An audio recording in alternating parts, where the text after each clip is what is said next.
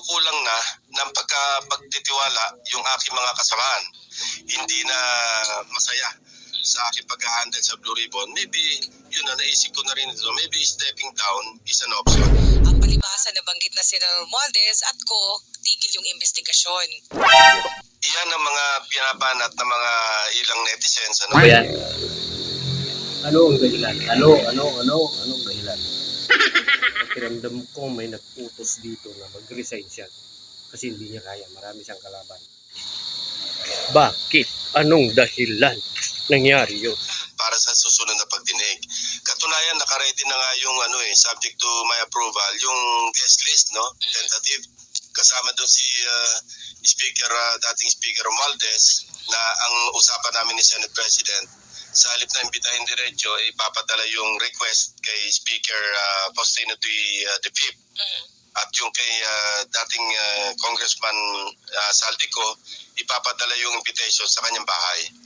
Kasi yung po yung nagiging insinuation, Senator Lacson, na ang palibhasa na banggit na sina Romualdez at ko, tigil yung investigasyon. Iyan ang mga binabanat ng mga ilang netizens, lalo yung mga bashers. Ganito lang yan. Alam nyo, lahat ng chairpersons, lahat ng komite sa Senado o sa Hausman, we serve at the pleasure of our peers. Kasi elected kami ng aming mga peers, particular now, primarily, ng members ng majority bloc.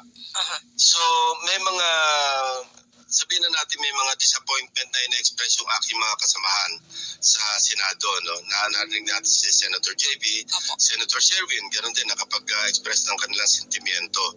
Now, sabi ko, hindi naman ako nagsisilbi bilang chairperson ng Blue Ribbon Committee at the pleasure of President of the Philippines, at the pleasure of netizens, at the pleasure of bashers, at not even at the pleasure of the public. I serve at the pleasure of my peers.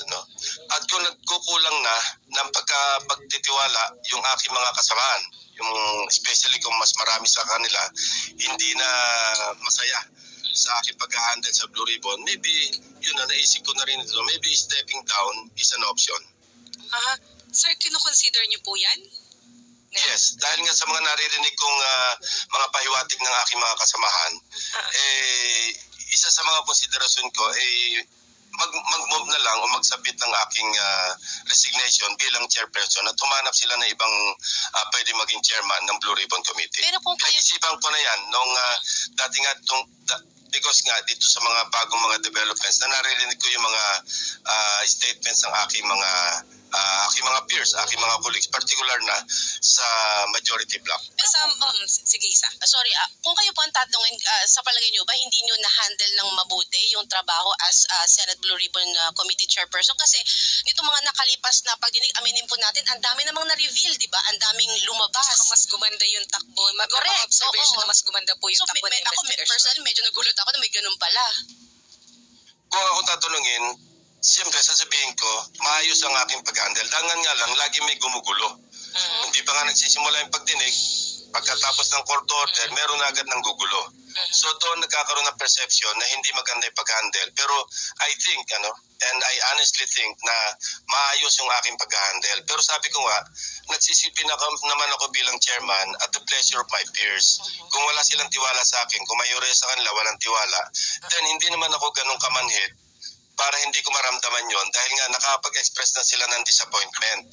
At kung ang dahilan dahil meron nasa sangkot, meron mga pangalan ng aking mga colleagues na nababanggit. Sabihin na natin, dating Senate President Escudero, si Senator Estrada, Senator Villanueva, ang tingin nila, bakit ang pinupuntirya, rightly or wrongly, at sasabihin ko, false yung narrative na nasusundan na pinupuntirya ko lang yung aking mga kasamahan at iniiwas ko doon sa sinasabing mismo mga arkitekto ng lahat ng ito na sina dating Speaker Romualdez at dating Congressman Saldico. Well, I'm telling you, that's a false narrative. Pero kung ang pananaw ng aking mga kasamahan sa mayorya, gano'n na nga ang tinutumbok na direksyon ng Blue Ribbon Committee hearings, sino naman ako para mag-insist na mag-chair pa ng committee?